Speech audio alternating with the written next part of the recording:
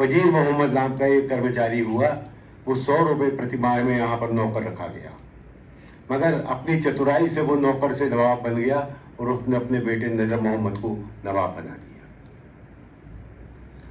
नजर मोहम्मद का विवाह फैज मोहम्मद की बेटी कुदसिया बेगम गौहर जहाँ के साथ हुआ और उसके बाद फिर बेगमों का शासन चला।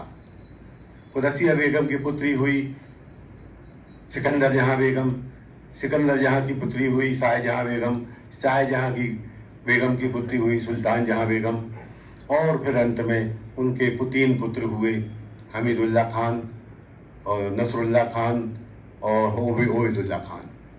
सबसे बड़े नसरुल्लाह खान थे, फिर ओबेदुल्लाह खान थे, सबसे छोटे हमीदुल्लाह खान थे। दोनों की मृत्यु हो जाने के बाद हमीदुल्लाह खान यहाँ पर नवाब बने और नवाब बनने के बाद उन्होंने शासन किया। ये अंतिम नवाब थे। जब भारत स्वतंत्र हुआ तो देश की त्रावणकोर, कोचीन और ये हैदराबाद, जूनागढ़ और भोपाल सबसे छोटी रियासत थी। इसने विलय नहीं किया। हैदराबाद ने भी विलय नहीं किया था, त्रावणकोर ने भी विलय नहीं किया था, मगर हाँ, त्रावणकोर ने जल्दी विलय कर दिया। जूनागढ़ की जनता ने विलय करा दिया। हैदराबाद तो शक्ति से विलीन हुआ।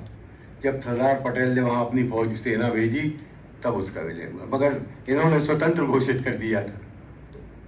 और उस स्वतंत्र घोषित काल में मतलब जून 1949 तक भोपाल भारतीय संघ से अलग रहा।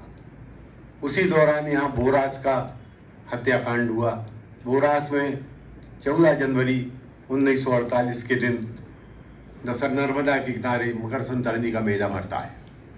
उस मेले में क्या हुआ कि ये लोग तिरंगा फहराते हैं, तो सबसे पहले एक वो अपने तिरंगा फैलाया। वहाँ जो सुल्तान का, नवाब का थानेदार बाकर था, उसने गोली चलाई और वो धराशायी हो गया। लगातार 4 जवान धराशायी हुए, मगर उन्होंने झंडे की शान को नीचे नहीं गिरने दिया।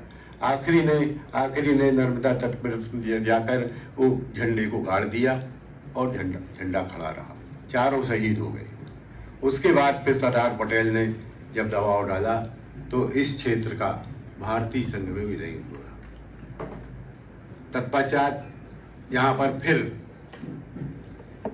कमिश्नरेट हुई, मतलब कमिश्नर का शासन हुआ, जैसे chief commissioner east India company के समय होता था। और फिर 1956 तक यहाँ पर कमिश्नरेट का शासन रहा। बीच बीच में मंत्रिमंडल बनता रहा। इस पुस्तक में आपको राजधानी तक का जिक्र मिलेगा। एक किस्म से ये मिनी भोपाल की मिनी हिस्ट्री है, जो कि आपके सामने पेश होने जा रही है। इसमें हमारे सुयोग्य कमिश्नर साहब का बहुत सुंदर प्राकथन लेख है। इन्होंने बहुत ही बुद्धिमत्ता के साथ इसमें प्राकथन का लेखन किया है, और वो प्राकथन का लेखन आप पढ़ेंगे तो आपको लगेगा कि इन्होंने पूरी पुस्तक का सार उस प्राकथन के लेखक में समाहित कर दिया है।